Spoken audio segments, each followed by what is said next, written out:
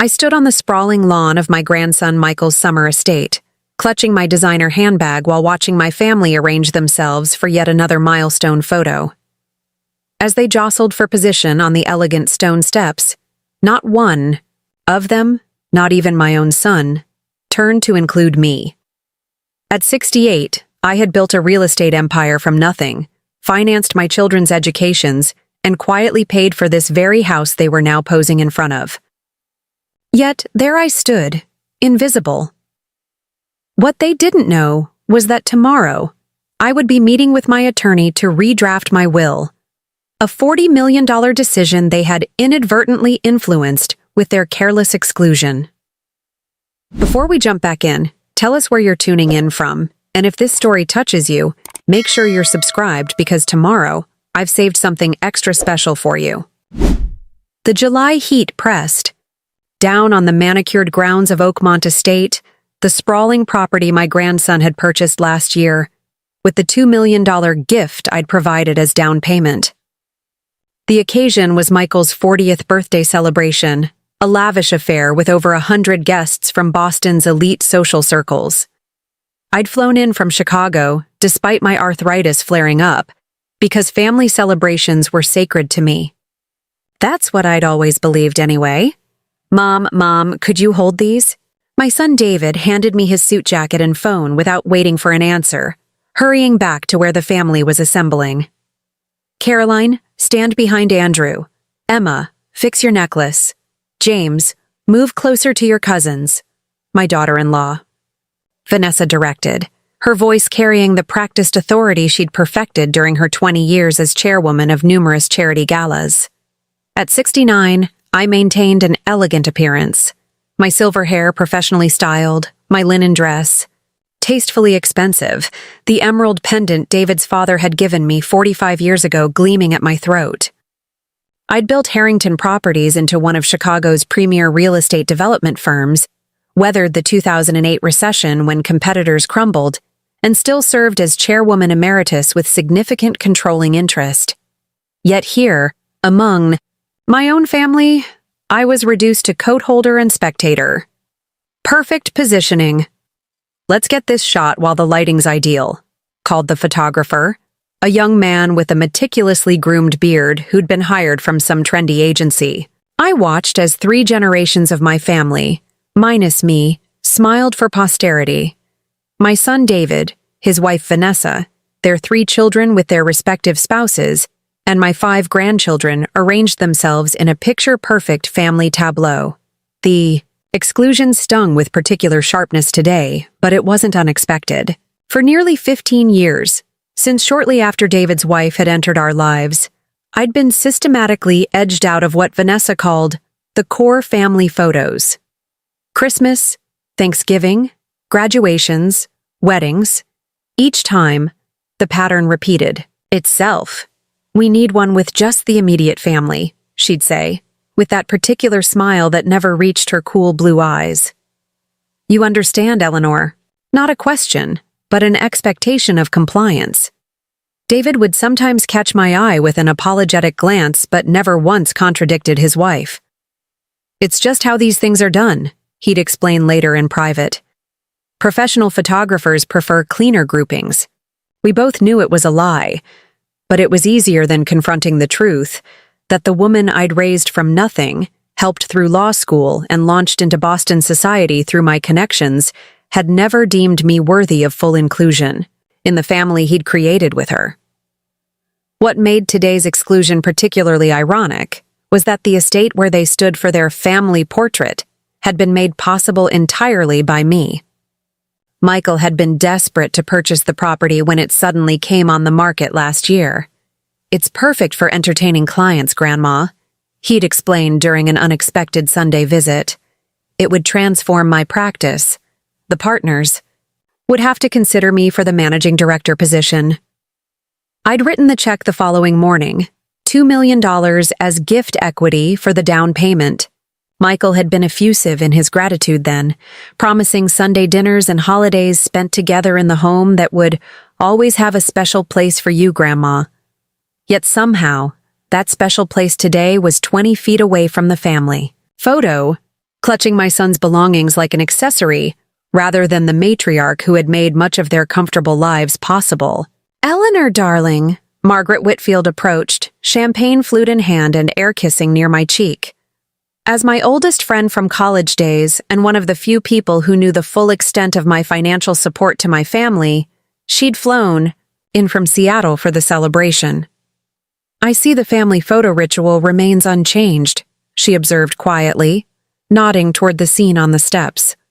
"Some traditions are apparently sacred," I replied, keeping my voice light despite the heaviness in my chest. Margaret squeezed my arm gently, understanding without need for elaboration.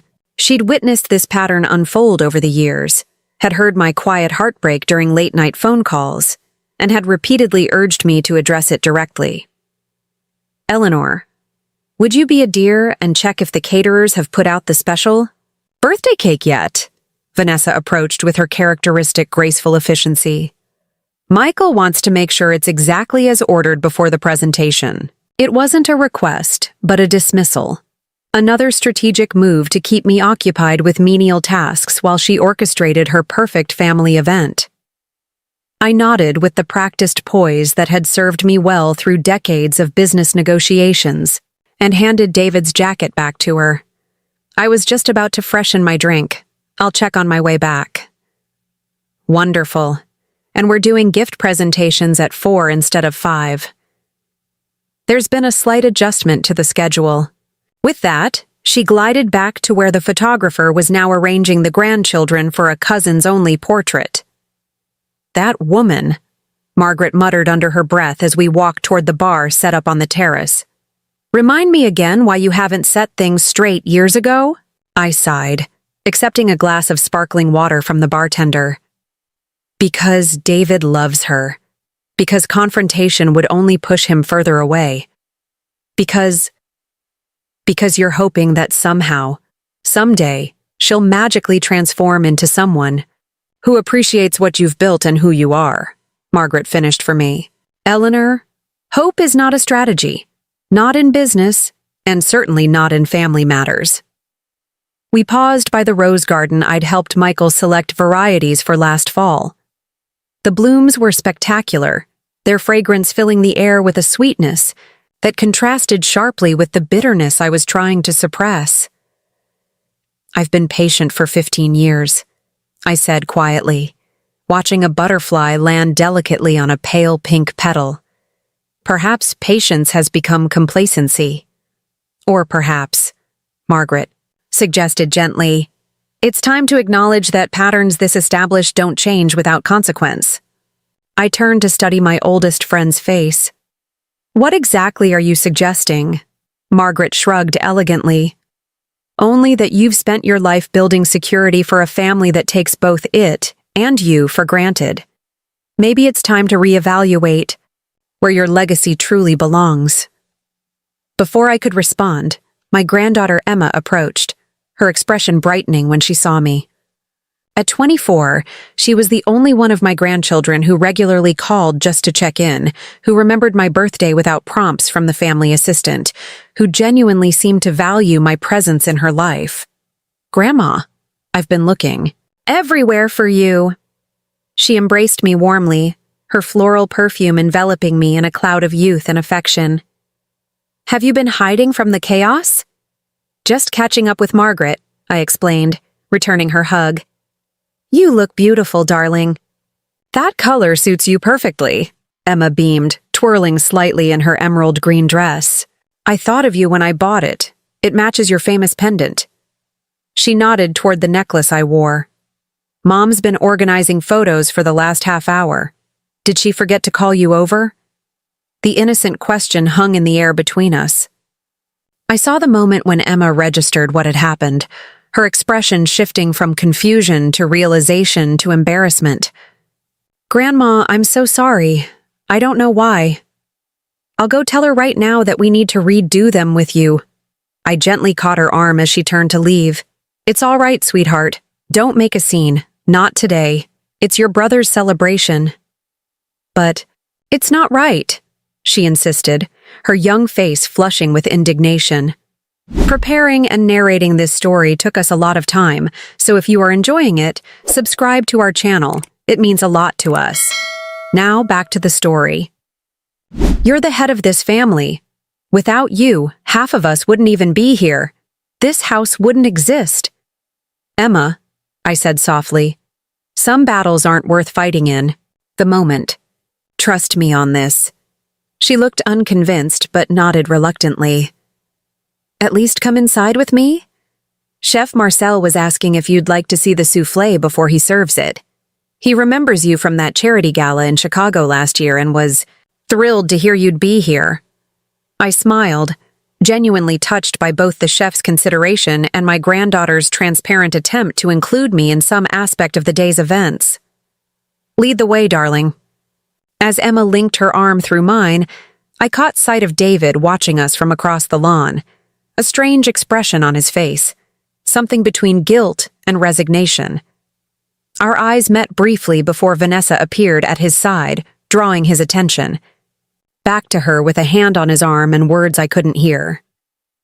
Inside the sprawling kitchen, Chef Marcel greeted me with professional enthusiasm, proudly displaying the chocolate soufflé he'd prepared as a special addition to the elaborate dessert selection.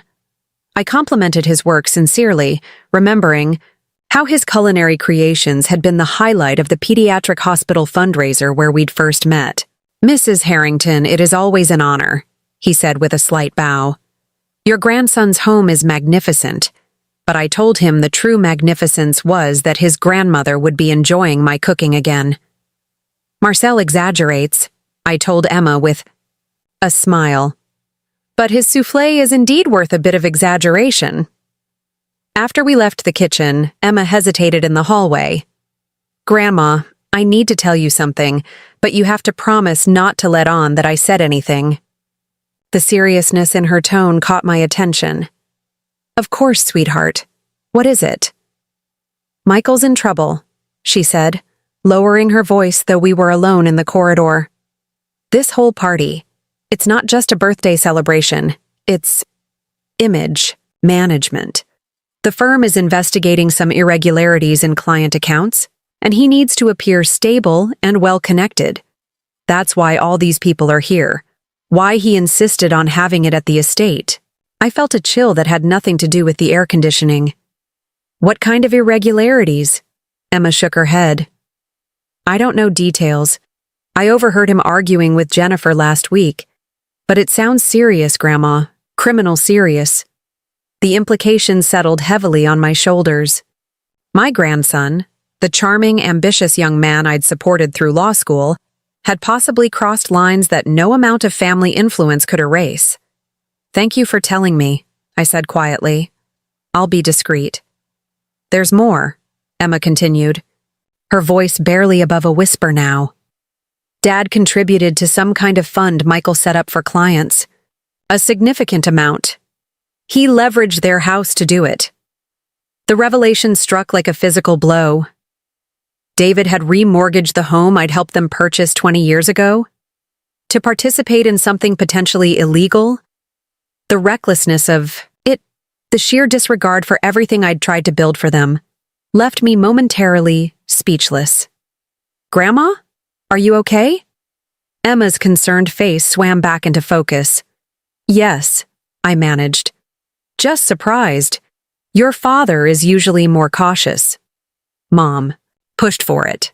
Said it was a once-in-a-lifetime opportunity and that Michael would take care of family first when the returns came in. Of course, Vanessa would have been the driving force.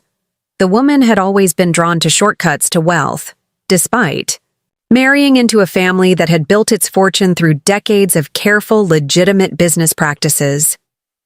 A crystal-clear realization washed over me in that moment. For 15 years, I had tolerated marginalization in the hope of maintaining a relationship with my son and grandchildren. I had financially supported their lifestyles, enabled their ambitions, and overlooked countless slights. And now, they had potentially entangled themselves in something that could destroy not just their financial security but their freedom. Emma, you're absolutely certain about this? I asked, meeting her eyes directly. She nodded solemnly. Jennifer showed me some of the documents when she was trying to convince me to invest my trust fund. I said no, and she got really angry. Said I was betraying family loyalty. My brilliant, sensible granddaughter. Perhaps the only one who had inherited my caution along with my business instincts. You made the right decision, I assured her. Now, we should rejoin the party before your mother sends a search party. As we walked back toward the terrace, my mind was already racing several steps ahead. Monday morning would find me in my attorney's office, not just to revise my will as I'd vaguely considered earlier, but to take concrete steps to protect what I could of the legacy I'd spent a lifetime building. The family photo from which I'd been excluded suddenly seemed like a perfect metaphor, a carefully composed image that was about to be dramatically reframed. They had positioned themselves without me in the picture. Very well. I would arrange my financial legacy without them in the frame. When we stepped back outside, Vanessa immediately swept over, her smile fixed, but her eyes calculating. There. You are, Eleanor. We're about to present Michael with the family gift. Your contribution was very generous. We've included your name on the card, of course. A family gift I hadn't been consulted about or asked to participate in selecting. Of course. How thoughtful, I replied with the practiced smile I'd perfected in decades of business negotiations. I'm sure Michael will be pleased. Vanessa's eyes narrowed slightly at my tone, perhaps detecting something different in my response, some spine that hadn't been present in our previous interactions. Is everything all right, Eleanor? You seem distracted. Perfect, I assured her, patting her arm lightly. Just making some mental notes about matters I need to address next week. Business never completely stops, you know. Well, try to be present for the gift presentation at least, she said, the slight admonishment in her tone so familiar it almost made me laugh. Michael specifically mentioned wanting you to see his reaction. I'm quite certain he did, I thought. Given what Emma had just shared, Michael was likely counting on additional investment from his wealthy grandmother in whatever scheme he'd concocted. I wouldn't miss it, I promised, watching as she rejoined my son across the lawn. Margaret appeared at my side, champagne flute still in hand. You look different, she observed quietly. Something's changed in the last 20 minutes. I took a deep breath of the summer air, fragrant with roses I'd helped select but would likely never see mature. Clarity, I replied simply. I've finally achieved clarity. About the photos? She asked, raising an eyebrow. About everything, I said, watching my family gather around Michael across the lawn, their faces animated with an excitement that seemed almost manic in light of what I now knew. The pictures have been developing for years, Margaret. I just finally allowed myself to see the image clearly. As I prepared to join them for the gift presentation, straightening my shoulders and lifting my chin with the dignity that had carried me through decades of business challenges, I felt oddly liberated. By excluding me from their family portrait, they had inadvertently released me from the burden of unconditional support without reciprocal respect. Monday morning couldn't come soon enough. Bradford Winchester had been my attorney for 30 years. He would understand exactly what needed to be done to protect my legacy from the approaching storm, and to ensure that those who truly deserved to inherit would do so, while those who had taken both my generosity and my presence for granted would face the natural consequences of their choices. Let them take their family photos without me. The real picture, the $40 million one, was about to be permanently altered, and this time, I would be the one deciding who was included in the frame. Bradford Winchester's office exuded old money and discretion, from the hand-knotted Persian rugs to the floor-to-ceiling bookshelves lined with leather-bound legal tomes. I'd been coming to this same corner office for 3 decades, through market crashes, expansions, divorces, and births. Brad had been there through it all, his steady legal counsel guiding Harrington Properties as it grew from a modest Chicago development firm to a Midwest powerhouse. "Eleanor, you're looking well," he greeted me, rising from behind his imposing mahogany desk.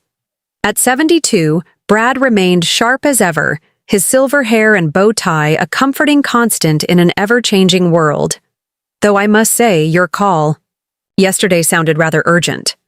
It is, I confirmed, settling into the familiar leather chair across from him. I need to make substantial changes to my estate plan, and I need to understand exactly what my grandson Michael might be involved in. Brad's eyebrows rose slightly, the closest he ever came to showing surprise. I see. Perhaps you should start at the beginning. For the next 30 minutes, I outlined everything. The systematic exclusion from family events, Emma's revelations about Michael's possible financial improprieties, David and Vanessa's investment in whatever scheme Michael had concocted, and my decision to fundamentally reconsider where my $40 million estate would go after my passing. Brad listened without interruption, his fingers steepled beneath his chin, his expression betraying nothing.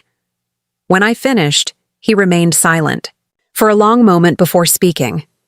The estate revisions are straightforward, though substantial, he said finally. But investigating Michael's activities requires delicacy.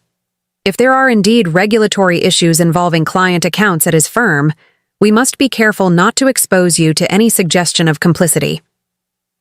I understand, but I need to know what I'm dealing with, what my family is involved in, I insisted.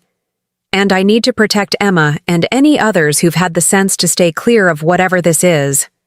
Brad nodded, reaching for his phone. Marianne, please ask Jonathan to join us. He turned back to me. Jonathan Morris joined us last year from the Securities and Exchange Commission. He specializes in financial investigations. If anyone can discreetly determine what your grandson might be involved in, it's him.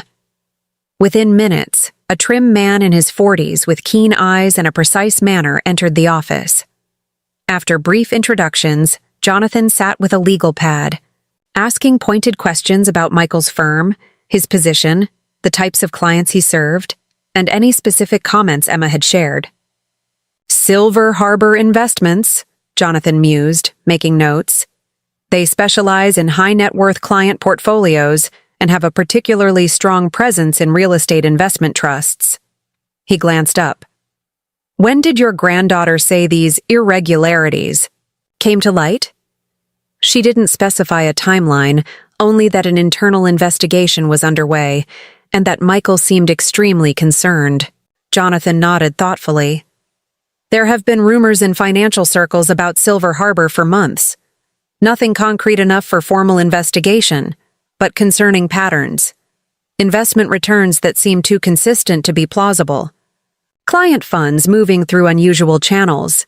High-pressure tactics to bring in new investors, particularly from existing clients' family networks. My stomach tightened. That sounds like a potential Ponzi scheme, Jonathan confirmed grimly. Or something similar. I can't say definitively without access to their records, but the pattern fits. The implications struck me with physical force. If Michael was involved in fraudulent financial activities, and worse, if he had pulled David and Vanessa into the scheme, the consequences could be devastating. Not just financial ruin, but potential criminal charges. What's our next step? I asked, my voice steadier than I felt. We need more information, Brad said. Jonathan will discreetly investigate Silver Harbor and Michael's role there. In the meantime, we should proceed with revising your estate plan to protect your assets regardless of what we discover. For the next hour, we outlined changes to my will and trust arrangements. The previous version had distributed my assets, relatively equally among David and my grandchildren, with Harrington Properties' controlling interest going to David. The new plan would be radically different. I want to establish a foundation, I explained to Brad.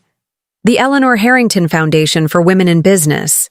$30 million of my estate should go there, including the controlling interest in Harrington Properties. Brad's pen paused over his legal pad. That's a significant change, Eleanor. David has been assuming he'll inherit the company for years. David has shown poor judgment in business, and worse judgment in standing up to his wife, I replied firmly. The company I built won't survive his leadership, especially with Vanessa's influence. Brad nodded, making notes. And the remaining assets? $5 million in trust for Emma, structured so her parents and brother cannot access it under any circumstances. The remaining $5 million to be divided among several charitable causes: the Chicago Symphony, Northwestern University's Scholarship Fund, and the Women's Shelter downtown. Nothing for David, Vanessa, Michael, or your other grandchildren? Brad clarified. I hesitated, feeling the weight of the decision. These were still my flesh and blood despite their behavior. Set aside nominal amounts, perhaps $50,000 each. Enough to make clear this wasn't an oversight but a deliberate choice. As Brad finalized his notes, Jonathan returned with a folder in hand, his expression grave. Mrs. Harrington, I've made some preliminary inquiries through contacts who owe me favors, he began. The situation at Silver Harbor appears more serious than rumors suggested. The firm is under active SEC investigation, though it hasn't been made public yet. Several partners have already been questioned.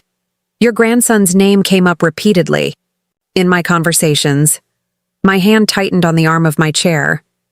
In what context?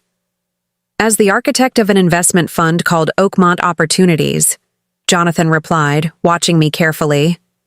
Does that name have significance? Oakmont. Like his estate, I murmured, the property I had helped him purchase.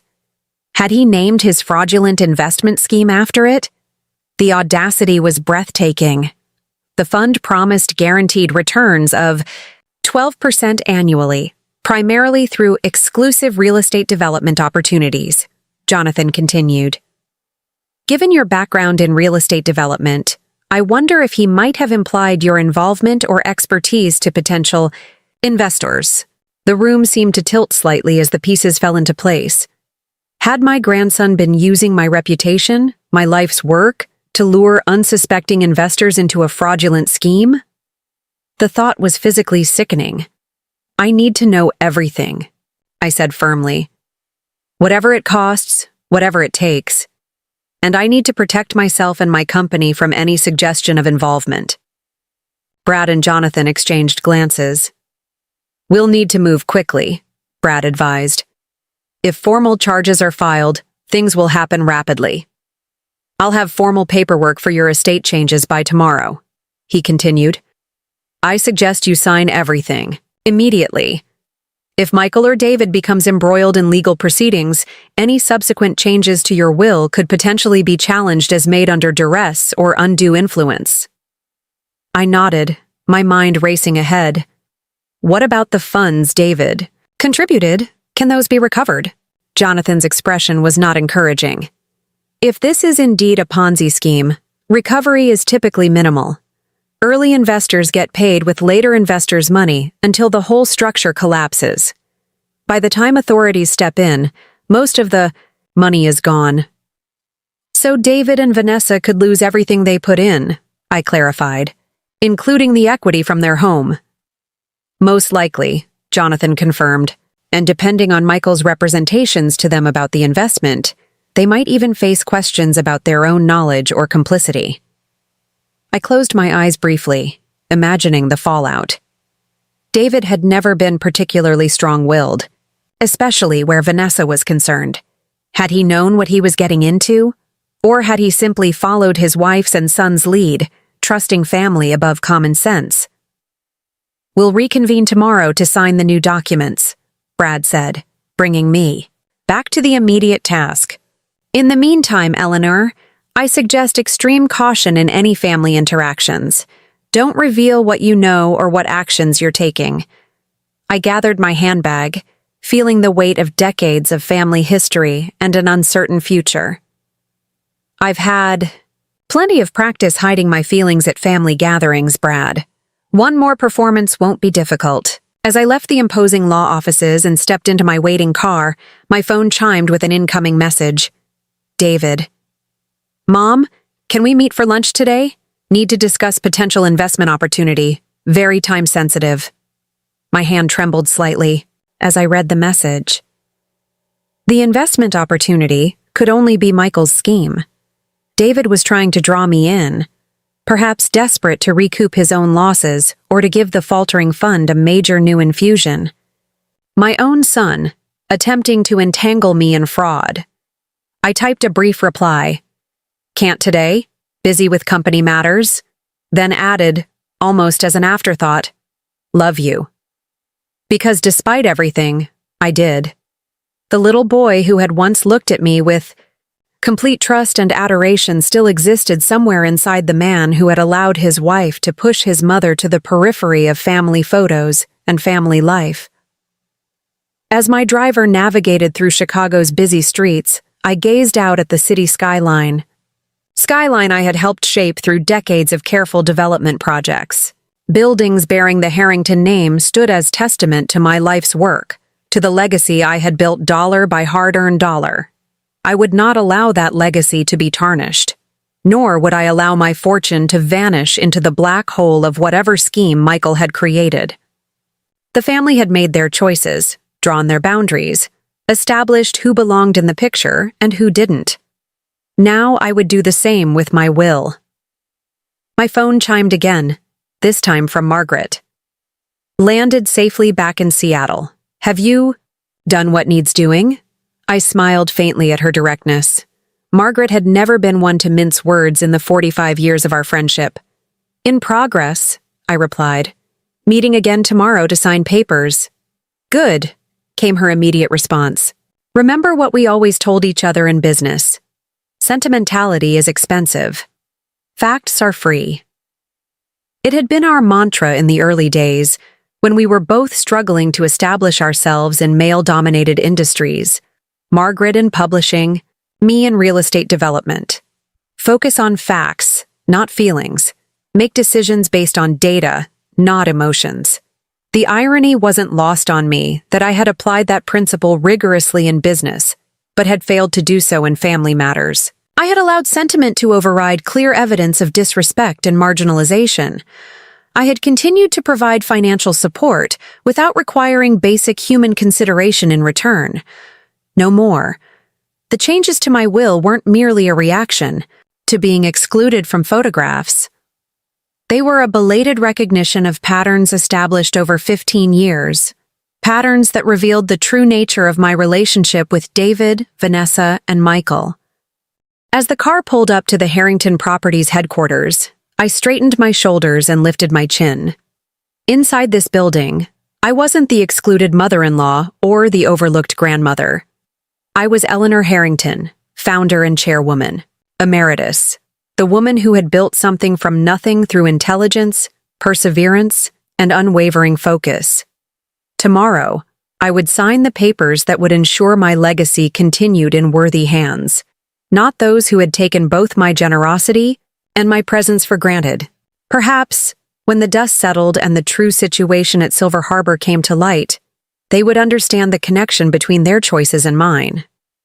Perhaps they would finally see that family, like fortune, must be tended with care and respect to endure, or perhaps they wouldn't. Either way, my decision was made. They had left me out of the family photo. I would leave them out of the will. Fair exchange, though at $40 million, perhaps not so equal after all. 3. Days after signing the revised estate documents, I stood at the window of my penthouse, watching a summer storm roll across Chicago's skyline. Lightning illuminated the darkening clouds, an apt metaphor for the storm about to break over my family. My phone had been buzzing persistently all afternoon, with increasingly urgent messages from David. Mom, please call me back. It's important. Need to talk to you about a time-sensitive matter. Family emergency. Call ASAP. I had responded to none of them, following Brad's advice to maintain distance until we had a clearer picture of the situation with Silver Harbor Investments. Jonathan Morris had promised a comprehensive report by tomorrow, and I was determined to have all the facts before engaging with David's obvious desperation. The doorman's call interrupted my thoughts. Mrs. Harrington, your son is in the lobby. He's quite insistent about seeing you. So much for maintaining distance. I sighed, weighing my options. Refusing to see him would only escalate the situation. David knew I was home. Send him up, Carlos. Very good, ma'am. I moved to the kitchen and put on water for tea, using the familiar ritual to steady my nerves. Moments later, the private elevator chimed, and David strode into my foyer, looking disheveled in a way I'd never seen before. His normally immaculate suit was wrinkled, his tie askew, and a day's stubble shadowed his jaw. "Mom," he said, relief evident in his voice. "Why haven't you been answering my calls? I've been trying to reach you for days." "I've been busy," I replied calmly, pouring hot water into the teapot. "Board meetings, foundation work, the usual." David ran a hand through his hair, a gesture that reminded me painfully of his father. "This couldn't wait. It's about an investment opportunity that's closing tomorrow. Michael has managed to hold a position for you, but time is running out." "Sit down, David," I said, gesturing to one of the kitchen stools. "You look terrible. When did you last sleep?" He waved away my concern, pacing instead of sitting. "That's not important. What's important is that this is a once-in-a-lifetime opportunity. Returns guaranteed at 12% annually, backed by prime real estate developments. Michael has already purchased the properties. He just needs capital partners." I placed a cup of tea in front of him, studying his agitated movements. My son, my brilliant, Harvard-educated son, was pitching me what Jonathan had all but confirmed was a Ponzi scheme. The realization cut deeper than any exclusion from family photographs ever could. "This sounds like Michael's Oakmont Opportunities Fund," I said carefully. David's eyes widened slightly. "You've heard of it? That's great. Then you understand what an incredible opportunity this is." "What I understand," I replied, keeping my voice even, "is that you've remortgaged your home to invest in this fund. What I don't understand is why you would take such a risk." His pacing stopped abruptly. "How did you—" He shook his head. "It doesn't matter. Yes, we leveraged the house, but it's temporary. Within 6 months, the returns will more than cover the new mortgage payments. In 2 years, we'll be able to pay it off entirely." "And Vanessa encouraged this decision?" I asked, already knowing the answer. David's expression brightened. "She was the one who recognized the potential immediately. Michael presented it to us 3 months ago, and Vanessa said it was exactly what we'd been waiting for." Of course she had. Vanessa had always been attracted to shortcuts to wealth, impatient with the steady, methodical growth that had built my own fortune. "How much are you hoping I'll invest?" I asked directly. $5 million, David replied without hesitation. "Michael says with that level of investment, you'd be a platinum-tier partner with first access to premium properties. $5 million. Into a fund that was likely fraudulent, possibly already under SEC investigation. My own son was attempting to defraud me of more than 10% of my net worth.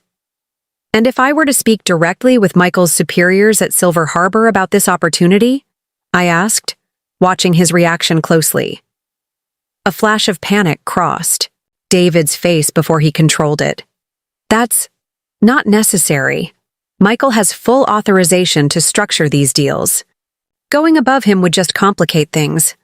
"I see," I said, taking a deliberate sip of my tea. "And what happens if I decline?" David's expression hardened in a way I'd never seen before. "Mom, I wouldn't ask if it weren't absolutely crucial. Michael needs these funds by tomorrow to close on a property in the Gold Coast. If he misses this opportunity, the entire fund could be at risk." Translation.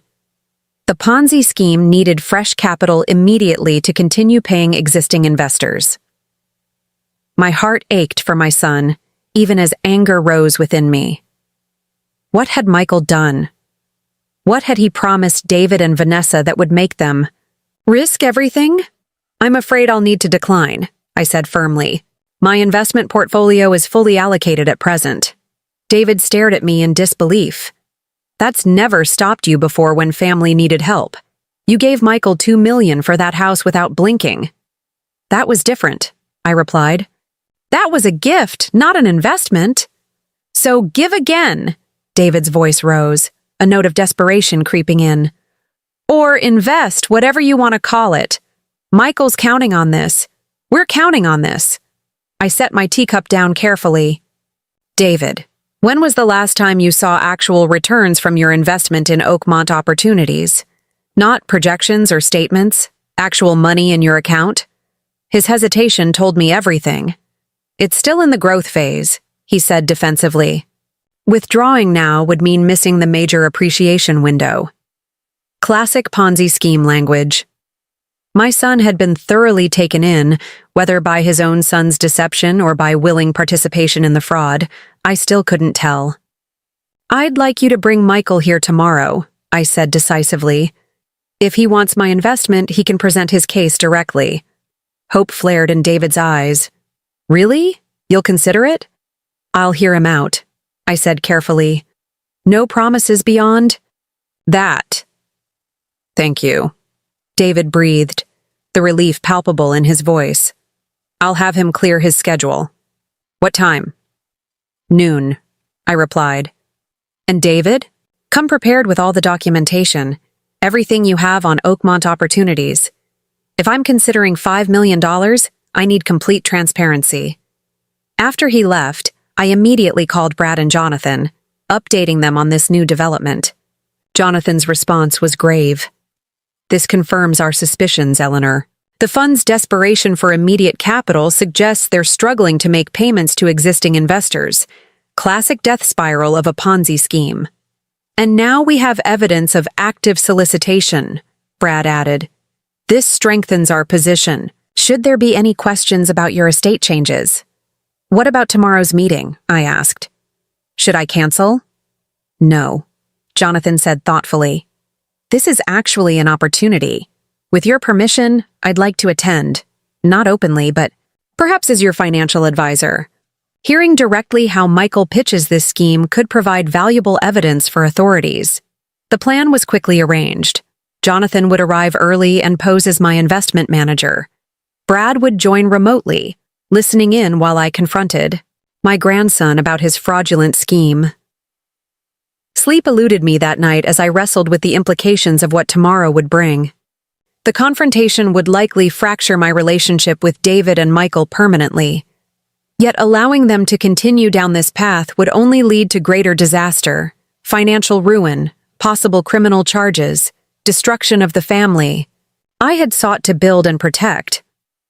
By morning, Jonathan had sent over a detailed dossier on Silver Harbor Investments and the Oakmont Opportunities Fund. The evidence was damning. Client funds had been diverted to purchase luxury properties held in shell companies controlled by Michael and two senior partners. No actual development was occurring, just an elaborate shell game using new investor money to pay returns to. Earlier participants, while the organizers skimmed millions. At precisely noon, my private elevator chimed again. David entered first, followed by Michael, both dressed in impeccable suits that couldn't quite conceal their tension. Jonathan was already seated in my living room, introduced simply as Mr. Morris, my financial advisor. Grandma, it's wonderful to see you, Michael greeted me, bending to kiss my cheek with practiced charm. At 38, he had always been the most polished of my grandchildren, Theone most comfortable in the world of wealth and privilege. Dad says you're interested in joining our investor family at Oakmont. I'm interested in understanding exactly what Oakmont is, I replied, gesturing for them to sit. Why don't you walk me through it? For the next 20 minutes, I listened in growing dismay as Michael delivered a pitch so smooth, so convincing, that, had I not seen Jonathan's evidence, I might have been persuaded myself. He spoke confidently of property acquisitions, development timelines, guaranteed returns, and exclusive opportunities available only to select family investors. When he finished, he smiled expectantly. So, Grandma, shall I put you down for the $5 million? I've already drawn up the paperwork. He reached for his briefcase. Before we proceed, I said quietly, I'd like to ask about some of the existing properties in the Oakmont portfolio. The Lakeside Tower development, for instance. Michael's smile didn't waver, but something flickered in his eyes. One of our cornerstone projects. 30 stories, mixed use, breaking ground next quarter. Interesting, I said, nodding to Jonathan, who slid a folder across the coffee table. Because according to public records, that property was sold 6 months ago to a commercial hotel developer. It's not in your portfolio at all. David's head snapped toward Michael. What? You showed us the renderings, the site plans. Michael's composure slipped for just a moment before he recovered. There must be some misunderstanding. Our holding company operates under various names for tax purposes, like Ocean Breeze Holdings, or Silverleaf Investments, or perhaps Phoenix Capital Group. I listed the shell companies Jonathan had identified, none of which have any actual development projects underway, despite collecting over $30 million from investors in the past 18 months. The color drained from Michael's face. Grandma, who have you been talking to? These are proprietary business matters that appear to be fraudulent, I interrupted, my voice hardening. The Securities and Exchange Commission seems to think so, as does the FBI's Financial Crimes Division. David stood abruptly. Mom, what are you doing? This is Michael, your grandson. Whatever you think you know, I know, I said, rising to face him. That your son has created a Ponzi scheme that has already defrauded dozens of investors of millions of dollars. I know that you remortgaged your home to participate in this fraud, and I know that you came to me yesterday hoping to draw me in as well. Michael's charm evaporated completely. You have no idea what you're talking about, he snapped. This is a legitimate investment fund with no actual investments, Jonathan interjected, speaking for the first time. Mr. Harrington, I've reviewed your fund's public filings and transactions.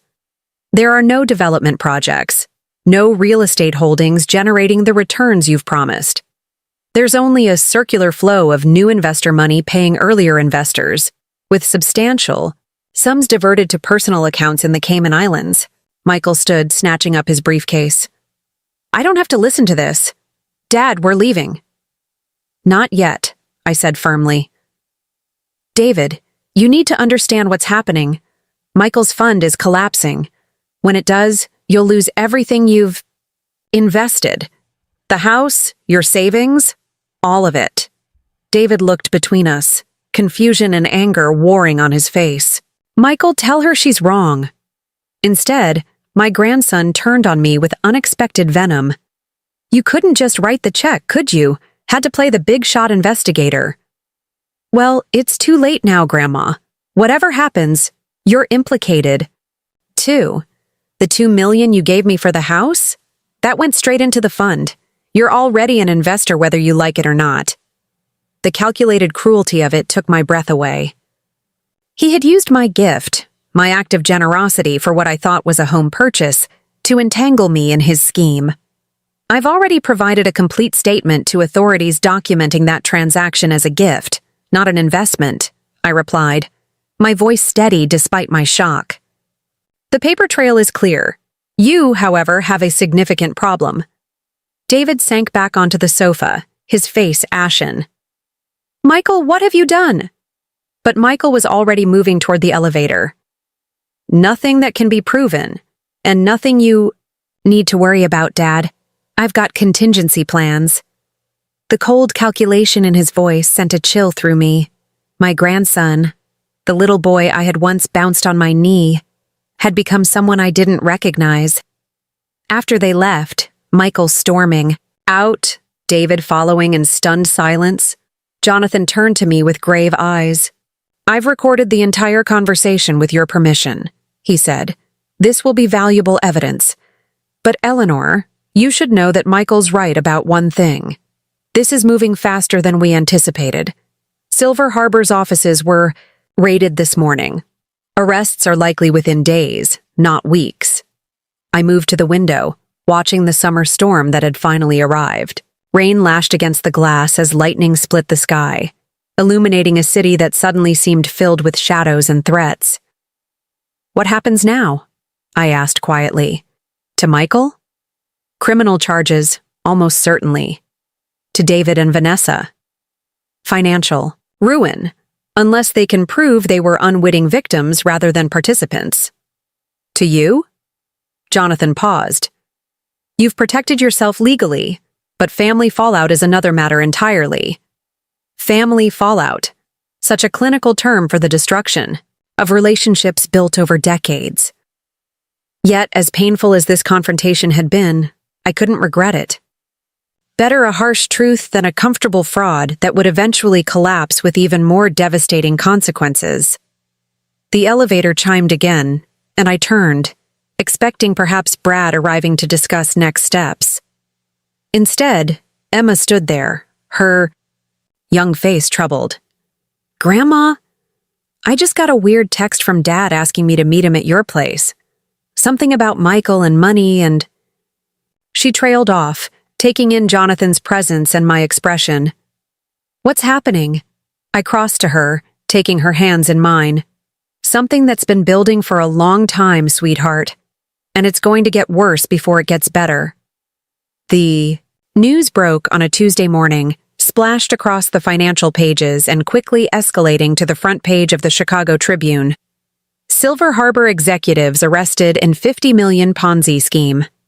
Michael's name appeared prominently in the third paragraph as chief investment officer and architect of the fraudulent Oakmont Opportunities Fund. I sat in my home office, newspapers spread across my desk, watching the business channels provide breathless coverage of what they were calling one of the most brazen financial frauds since Madoff. My phone had been ringing relentlessly since dawn, colleagues, board members, friends seeking confirmation or expressing concern. I'd instructed my assistant to hold all calls except those from Bradford Winchester or Emma. When the private elevator chimed at just past 11, I wasn't surprised to see Vanessa step out, looking simultaneously polished and strained. Despite everything, she had maintained her immaculate appearance. Designer suit, perfect makeup, not a hair out of place. Only the tightness around her eyes betrayed her distress. "Eleanor," she greeted me with artificial warmth. "Thank you for seeing me without an appointment. These are unusual circumstances." "Indeed," I replied, not moving from behind my desk. "I assume you're here about Michael."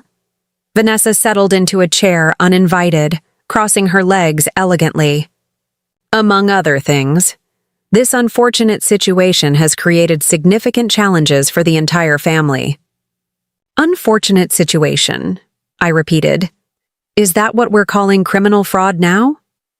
Her eyes narrowed slightly. "Michael maintains that this is all a misunderstanding. Regulatory overreach, accounting discrepancies that will be cleared up." 6.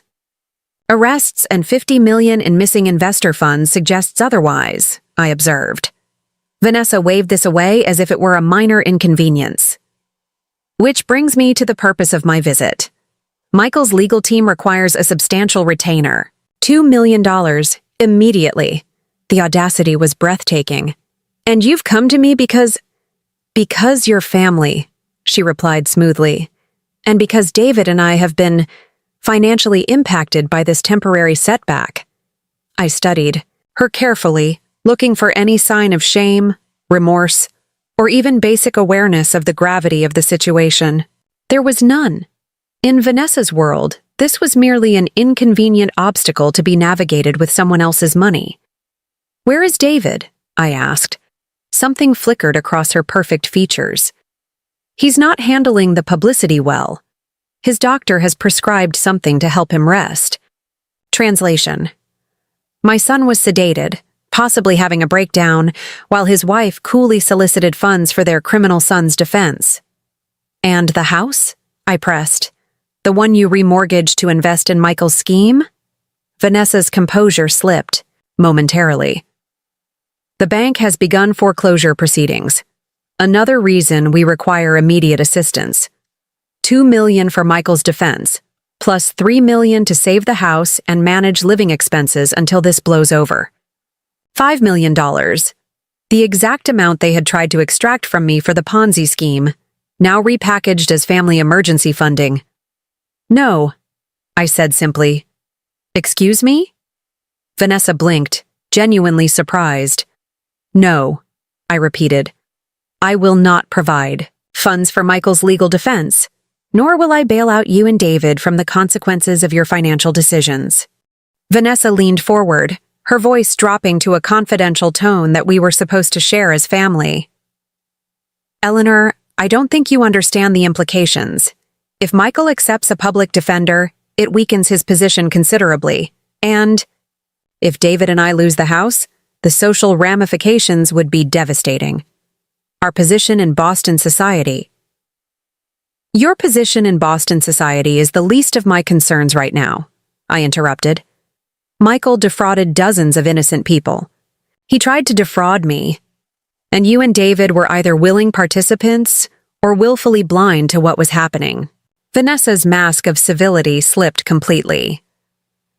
So this is about revenge, is it? Because we didn't include you in a few family photos. Because David chose me and our children over his mommy's feelings. The petty cruelty of it, reducing years of systematic exclusion and disrespect to a few family photos, might have wounded me once. Now it merely confirmed the rightness of my decisions. This is about consequences, I corrected her.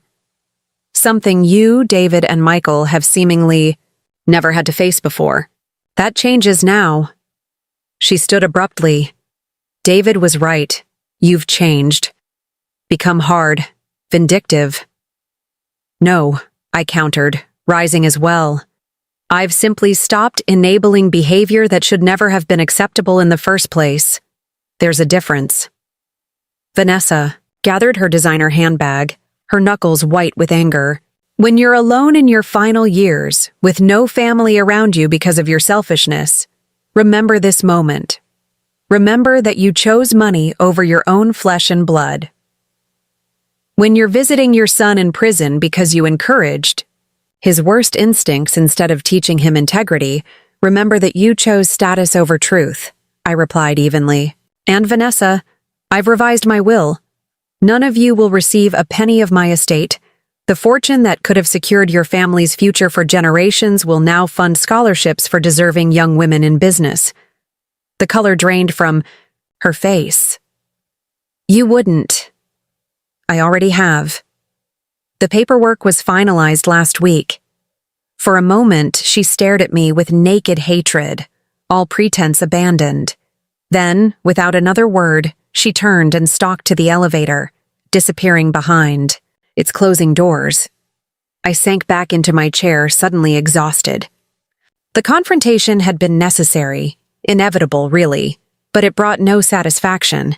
Only a profound sadness for what my family had become and for the relationships now irretrievably broken.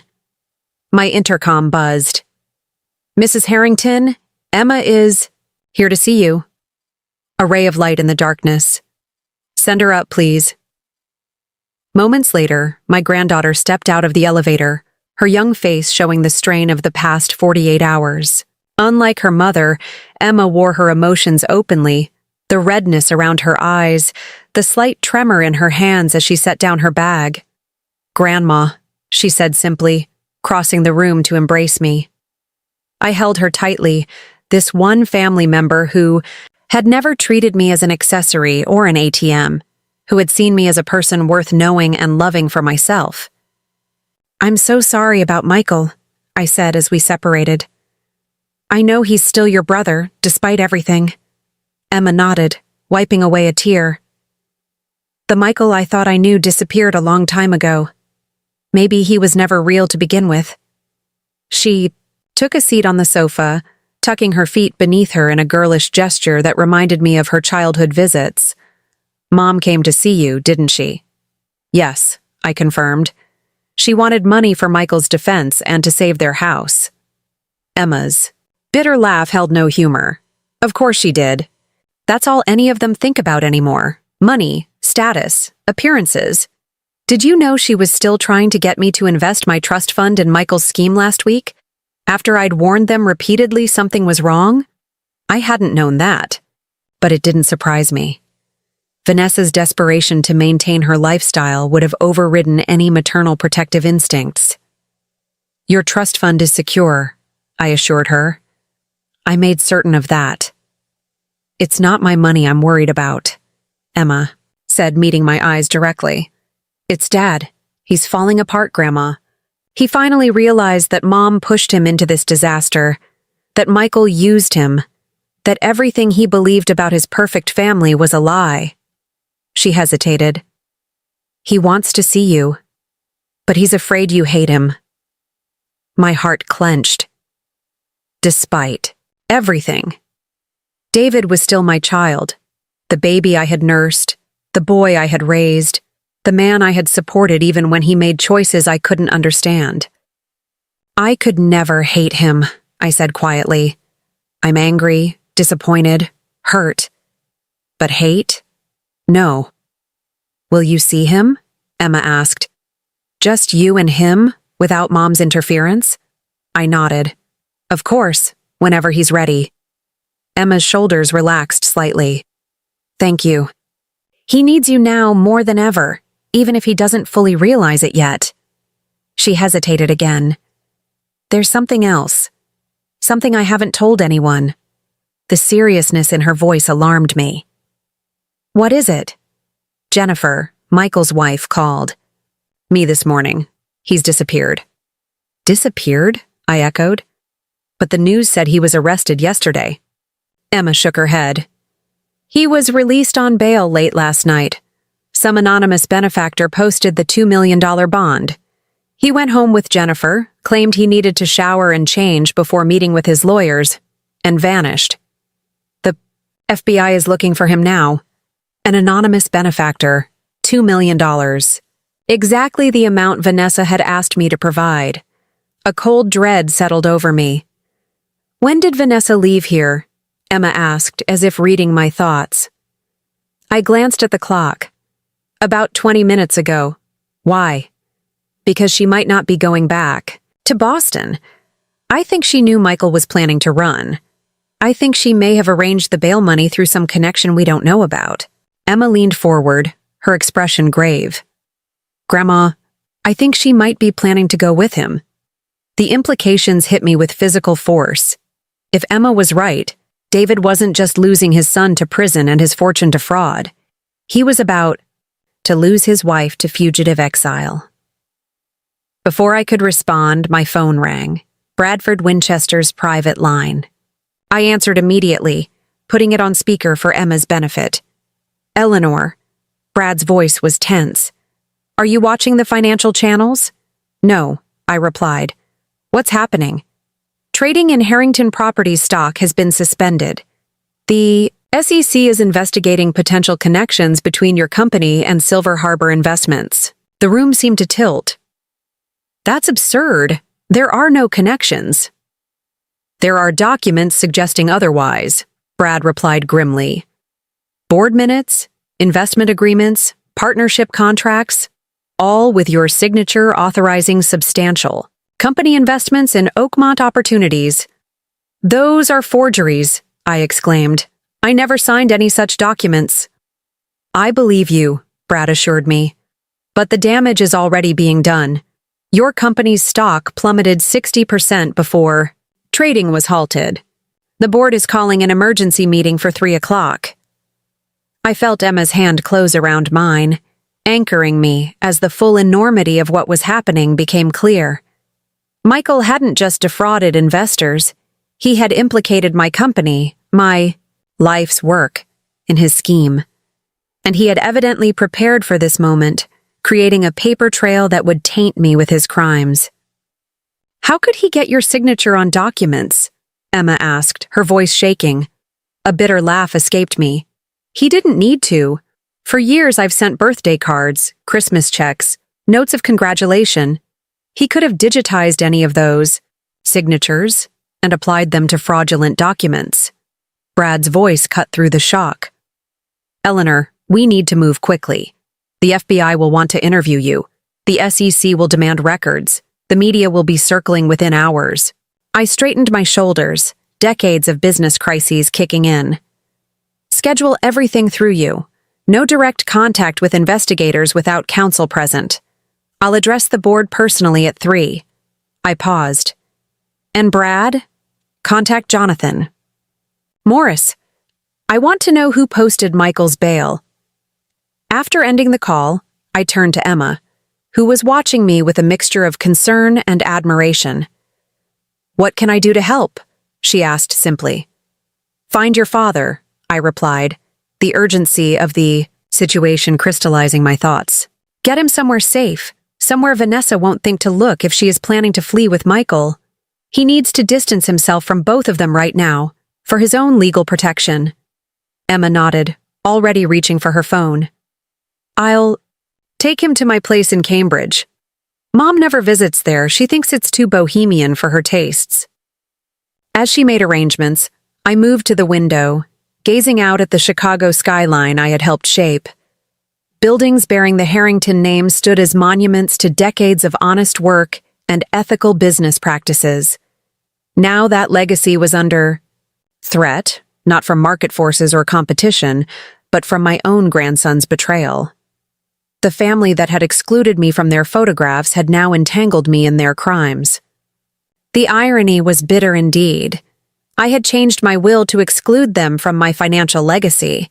They had responded by potentially destroying that legacy entirely. But as I watched Emma, determined, loyal, principled, despite her upbringing, I felt a flicker of hope. Perhaps not all was lost. Perhaps from the ashes of this disaster, a different kind of family might emerge. Smaller, humbler, but built on honesty rather than appearances.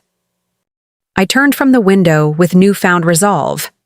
The coming days would bring investigations, public scrutiny, potential financial ruin.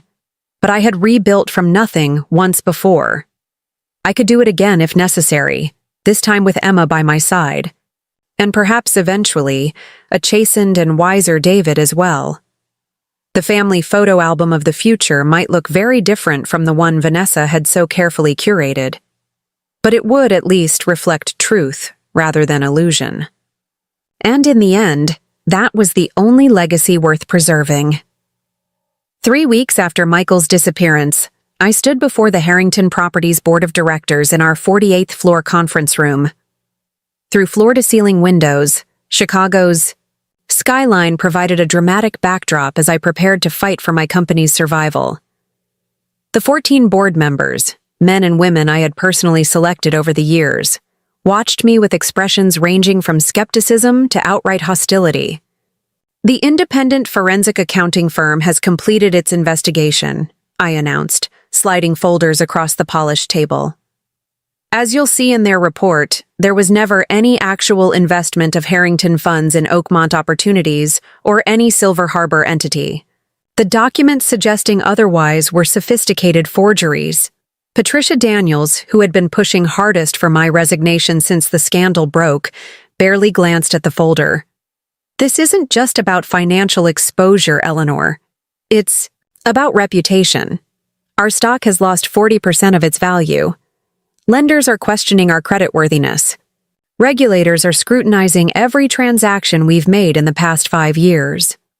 All because of the actions of your grandson, added Robert Chen, another longtime board member. Actions which, forgeries or not, have created the perception of impropriety that may be impossible to overcome as long as you remain the public face of this company. I had anticipated this argument. In fact, I had counted on it. You're absolutely right, I said, surprising them all. Which is why I'm not here to defend my position as chairwoman emeritus. I'm here to propose a transition and restructuring plan that will allow Harrington Properties to not only survive this crisis, but emerge stronger. For the next 30 minutes, I outlined a comprehensive strategy. One that would remove me from operational involvement while preserving the company's core assets and direction. When I finished, even Patricia looked thoughtful rather than combative. You've, clearly put considerable thought into this. Robert acknowledged. But I'm curious. If you step down as planned, who do you envision taking the helm? Your son David would normally be the logical successor, but given his connection to this situation, I'm not proposing David, I replied. I'm proposing Emma. Harrington. A murmur ran through the room. My granddaughter was well known to the board. She had interned at the company during college and had occasionally attended corporate events. But at 24, with only 2 years of professional experience at a smaller development firm, she seemed woefully unprepared for executive leadership. Emma has completed her MBA from Northwestern with distinction, I continued before objections could solidify. She has worked in our industry, understands our business model, and most importantly, has demonstrated impeccable judgment and integrity throughout this crisis. She would not assume the role alone, of course. I propose a 3-year transition, period, with Samuel Turner as executive chairman and mentor.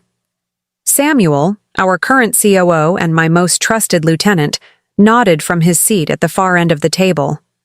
We had discussed this plan extensively over the past week, refining it until we were both confident it could succeed. The market would respond positively to Samuel's elevation, Patricia conceded. But Emma remains an unknown quantity. The optics of appointing another family member after what's happened would demonstrate our commitment to ethical leadership and long-term stability, I finished for her. Emma was the whistleblower who first alerted authorities to irregularities at Silver Harbor. She refused to invest her own trust fund despite significant family pressure. If anyone has proven their commitment to doing the right thing regardless of personal cost, it's Emma. 2 hours later, after intensive questioning and deliberation, the board voted 11-3 to approve my transition plan. As we adjourned, Robert approached me privately. "That was masterfully done, Eleanor," he said quietly. "You've managed to secure your legacy while appearing to surrender it." I smiled wryly. Sometimes the only way to save something is to let it go. Samuel joined us, his expression serious. "The FBI has requested another meeting tomorrow morning. Jonathan Morris called to give us a heads up. They may have new information about Michael's whereabouts." The mention of my fugitive grandson sent a chill through me despite the warmth of the conference room. Michael had vanished without a trace the night of his arrest, along with Jennifer and, as Emma had predicted, Vanessa. Their disappearance had become a media sensation, with speculation ranging from suicide to elaborate escape plans involving plastic surgery and false identities. David, devastated by his wife's abandonment and his son's crimes, had retreated to Emma's Cambridge apartment, emerging only for necessary interviews with federal investigators. His health had deteriorated rapidly, the emotional shock compounded by the sudden withdrawal from anxiety medications Vanessa had apparently been giving him for years, without his full understanding of their addictive properties.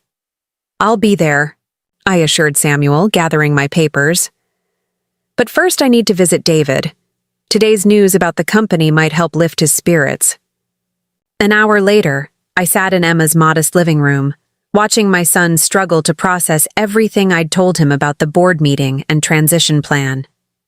At 58, David looked 20 years older, his once robust frame gaunt, his hands trembling slightly as he set down his teacup. "You're really stepping down?" he asked, disbelief evident in his voice. "After everything you've built?" "Transitioning," I corrected gently. "It's the right move for the company, and frankly, for me. 70 is approaching faster than I care to admit." David shook his head slowly. "And Emma taking over eventually. It's what you always wanted for me, isn't it? To follow in your footsteps, run the company you built." The quiet regret in his voice broke my heart. "It was one possibility," I acknowledged. "But everyone creates their own path, David. Maybe yours simply wasn't meant to run through Harrington Properties." He laughed bitterly. "My path seems to have run straight into a dead end. No wife, no son, no career, no home. Quite an impressive collection of losses for 2 months' work." "You haven't lost everything," I said firmly. "You haven't lost Emma. You haven't lost me. And while your home may be gone, you'll always have a place to live. David looked up sharply. You can't seriously be suggesting I move in with you. I'm almost 60 years old, Mom. I was thinking more along the lines of the guest house at my Lake Geneva property, I replied. Private entrance, separate living space, but close enough that we could have dinner together occasionally, when you're ready. His eyes filled with tears, the first I'd seen since this nightmare began.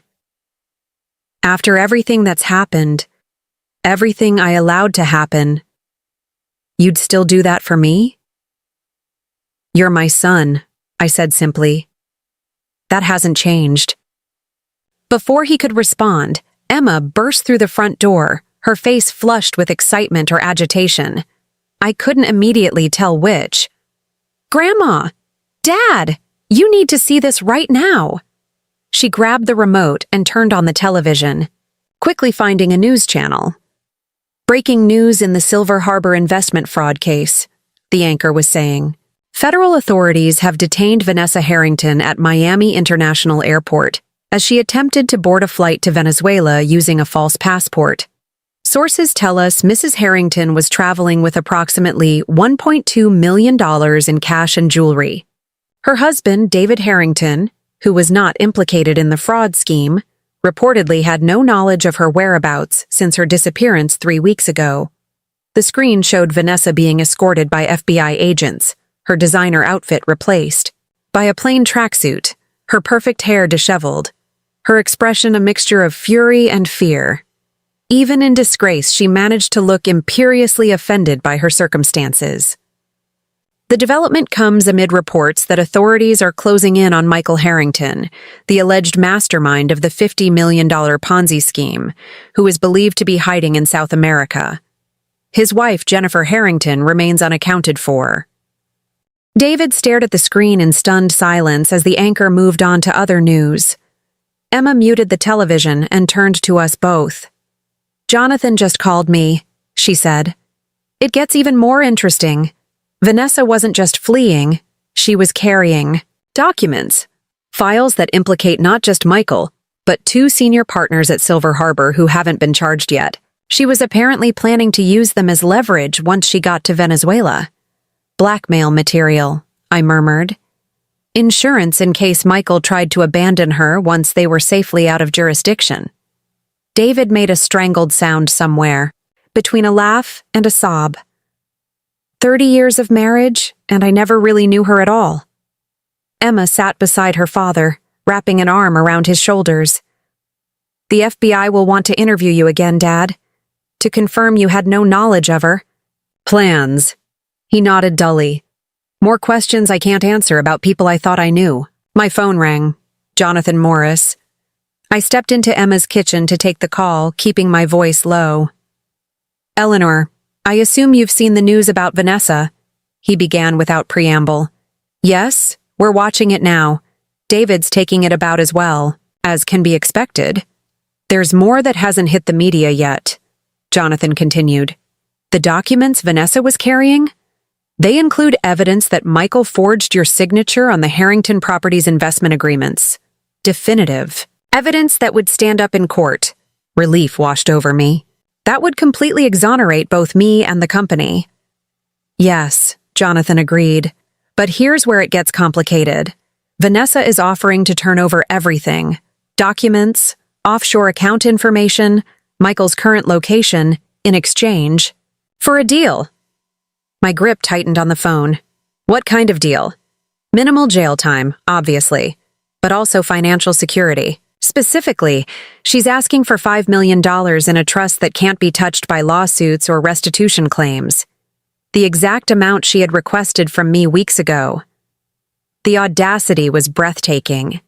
And who exactly does she think would provide these funds? I asked, though I already knew the answer. You, Jonathan confirmed. She's specifically requesting the money come from you, not from recovered assets or any other source. I glanced back toward the living room where Emma was still comforting David. My son, manipulated, betrayed, and abandoned by the woman he had chosen over his own mother's feelings for 3 decades. The woman who had systematically excluded me from family photographs while depending on my financial generosity. The woman who had helped push my grandson toward crimes that now threatened everything I had built. "Tell the prosecutors I'll consider it on one condition," I said finally. "I want to meet with Vanessa first, face to face." The following morning, I sat in a sterile federal building interview room, waiting. Jonathan had arranged the meeting through his contacts, though he clearly thought I was making a mistake. "She'll try to manipulate you," he had warned. "It's what she does." "I've been dealing with manipulative people my entire career," I had assured him. "This time, I'll be prepared." The door opened, and Vanessa entered, escorted by a female marshal who remained by the door. Gone were the designer clothes and perfect makeup. In their place was a standard-issue jumpsuit and a face stripped of artifice. She looked older, harder, but no less calculating as she took the seat across from me. "Eleanor," she greeted me with a ghost of her former poise. "I'm surprised you came." "Are you?" I asked mildly. "You specifically requested $5 million. From me. It seemed reasonable we should discuss the terms." A flash of hope crossed her features before she controlled it. "Then you're considering the arrangement." "I'm considering many things," I replied, "including why you thought I would help the woman who encouraged my grandson to commit fraud, who supported my son's descent into addiction, and who systematically worked to exclude me from my own family for 15 years. Vanessa leaned forward, dropping the pretense of social niceties. "Because you're practical, Eleanor. The documents I have will completely clear your name and your company's reputation. Without them, the cloud of suspicion could hang over Harrington Properties for years, destroying the value of everything you've built." "A compelling argument," I acknowledged. "Yet I find myself wondering why I should reward your betrayal with the very sum you originally came to extort from me for Michael's defense." Her eyes narrowed. "Because I can give you Michael. His exact location, his travel plans, the identities he's using. With what I know, the FBI could have him in custody within 72 hours. The offer hung in the air between us. My grandson, however, corrupted he had become, delivered to justice by his own mother's betrayal. The final, grotesque distortion of family loyalty in a saga already defined by its absence. "You know," I said conversationally, "when Emma first told me you had likely fled with Michael, I was actually impressed.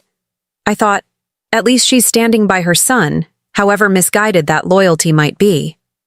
But you were never planning to stand by him, were you? You were planning to use him, just as you've used everyone else." Vanessa's mask slipped completely. "Don't pretend to moral superiority, Eleanor. You've already changed your will to disinherit your own son and grandchildren. How is that different from what I'm doing?" "The difference," I said quietly, "is that I changed my will to protect my legacy from people who had already betrayed my trust. You're betraying your family for money, and that's something I could never do, however much they hurt me." I stood, gathering my handbag. "You'll hear from my attorneys about my decision.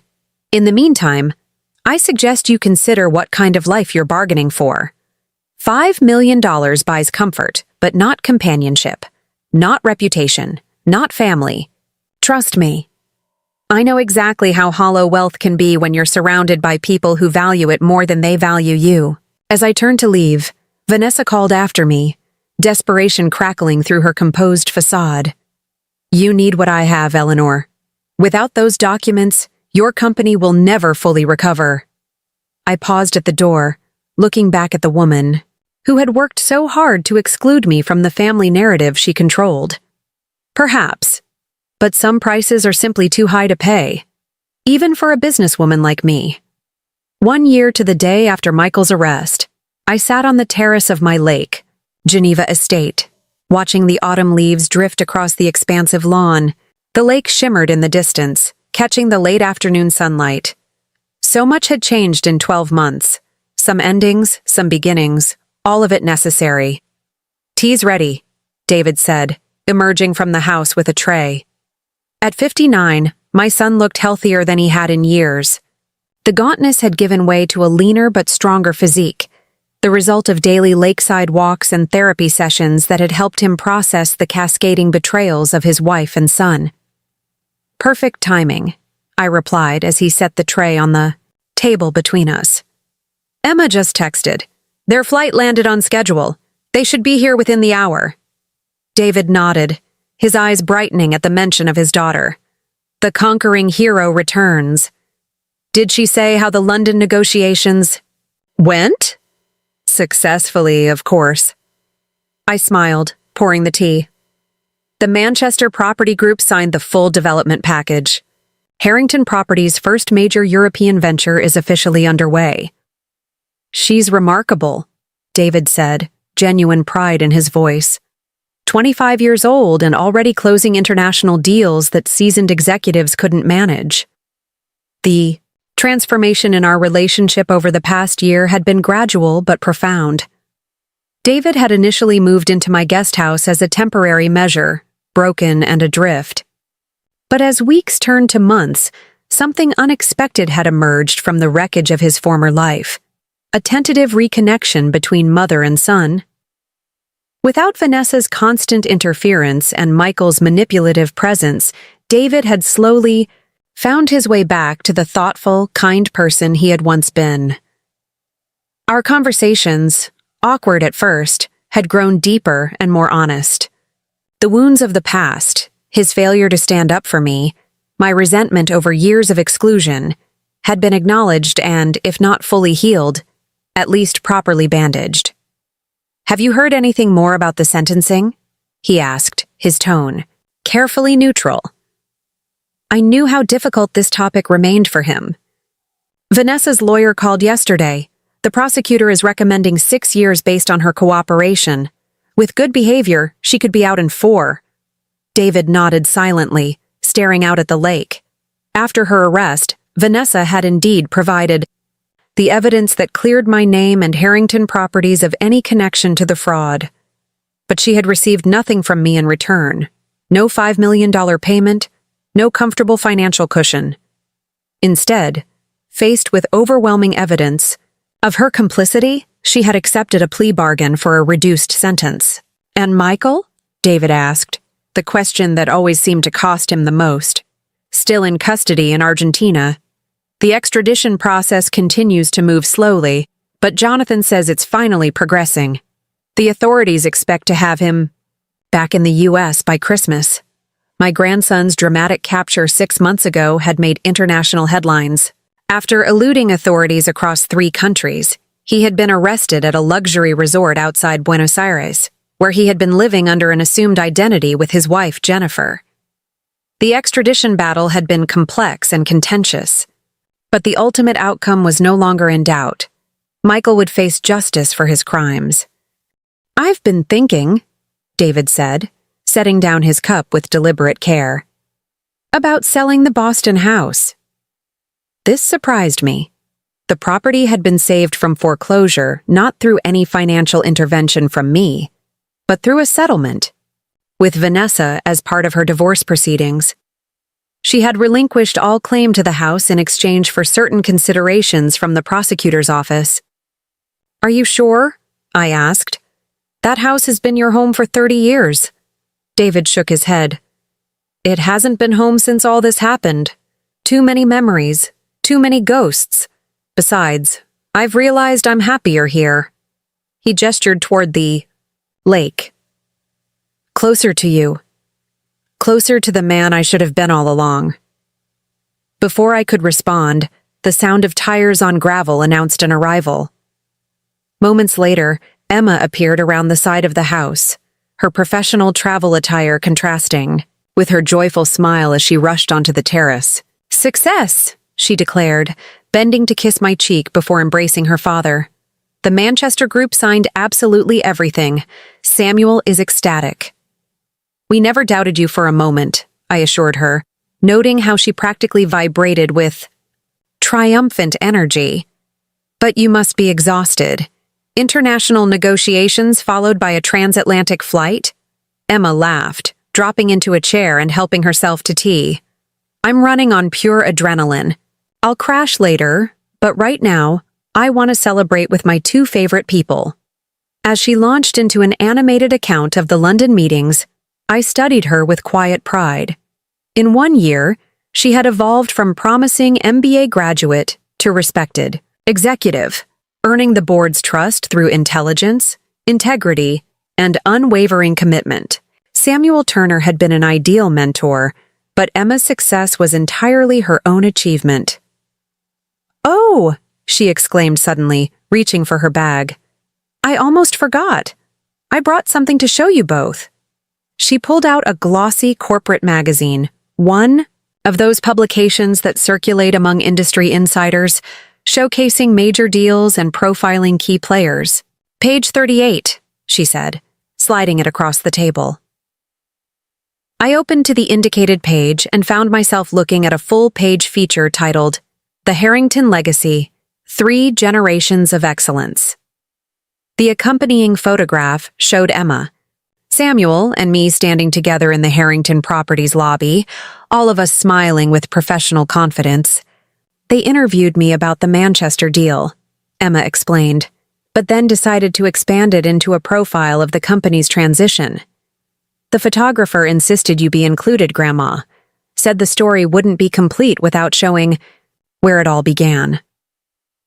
I ran my fingers lightly over the image, a corporate photograph where I was not only included, but positioned center stage, acknowledged as the foundation upon which everything else had been built. "It's a good picture," David observed, looking over my shoulder. "They captured something true about both of you." "About all of us," Emma corrected, pulling out her phone. "Which reminds me of something else I've been meaning to show you." She swiped through her photo gallery and handed me the phone. On the screen was a candid shot taken here at the lake house a few months earlier. David and me sitting on the dock at sunset, caught mid-conversation, our expressions relaxed and genuine. "I've been collecting these," Emma explained. "Real moments. Not posed, not artificial. Just us being an actual family." She swiped to show more images. The 3 of us at Christmas dinner, David and me engaged in a fierce chess match, Emma and I laughing in the kitchen. "I'm thinking of having a photo book made," she continued. "Something small just for us. A record of what we've built this past year." "I'd like that," David said softly, his eyes suspiciously bright. "Very much." As the conversation shifted to plans for dinner, I found myself reflecting on the extraordinary journey of the past year. The family that had once excluded me from their carefully curated photographs had imploded under the weight of their own deceptions. The fortune I had built, which they had taken for granted, remained intact but redirected. My revised will, the document that had so enraged Vanessa, remained unchanged. $30 million would still establish the Eleanor Harrington Foundation for Women in Business. $5 million would fund Emma's trust. Various charitable causes would receive their designated portions. But I had made one significant addition. David, whom I had initially planned to disinherit completely, would now receive the Lake Geneva property and a modest trust of his own.